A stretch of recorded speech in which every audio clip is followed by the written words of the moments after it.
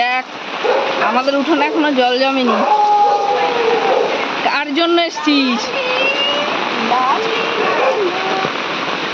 ও বাবা, নায়িকা। ও আমার সাথে এসছে। কত দূর থেকে? সেই রাজাদের গলি থেকে, ছাতার তলায় করে। ছাতার তলায় করে? আমি হচ্ছে তো ভিজে গেছি, দেখছো না? সেই দিনকে সায়নদের বাড়ি, হ্যাঁ, গেটের মধ্যে আটকে গেছে। আরো কি সুন্দর জানে আমি এই বাড়িতে ঢুকবো, ওইখান থেকে এসে হ্যাঁ ও ঢুকে গেল, এসে কাজ হলো। উঠবা না আমার নাম লিখতে। শোন, সেদিনকে সায়নদের বাড়ির গেটে আটকে রয়েছে, ওরা তো সে ভবনে। আমাদের দেখে কুকু করে কাজে বেরোতে পারছে না, বয়স হয়েছে তো, পাঁচিল টপকাতে তো পারছে না। হ্যাঁ সে ঠিক আছে, এখন তো বয়স হয়েছে। হ্যাঁ কতটা ও যাচ্ছিল কুসুর বয়ফ্রেন্ডের সাথে দৌড়ে দৌড়ে। এবার আমি যে বলেছি ও প্রথমে গা ধরে আমি ছাতাটা এরকম এগিয়ে দিয়েছি, দাঁড়িয়েছে পুরো রাস্তাটা। তারপরে যেই গেটটা খুলেছি ও আসলো, আবার ওদের গেট আটকিয়েছি দিয়ে বলছি কি, লালি আয়, টোটোতে আয়। আমার বাচ্চা তো আছে কিছু না, একটা আছে। না না, একটা আছে।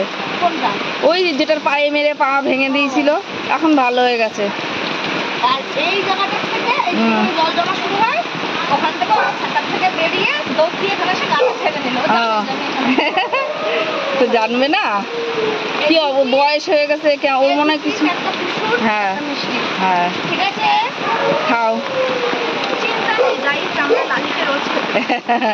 লাল সেদিনকে মারা গেছে। হ্যাঁ, কালি আর নেই।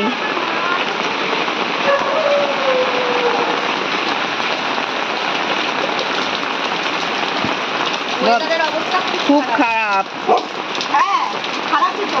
ঘরে ঢুকে বিস্কুট দিবি। কি করছে? হ্যাঁ, আমার এই জায়গাটার অবস্থাটা কি করলো। তুই ঘরে ঢোক, ঢুকে ফোনটা নে। ফোনে মনে হয় জল পড়ছে।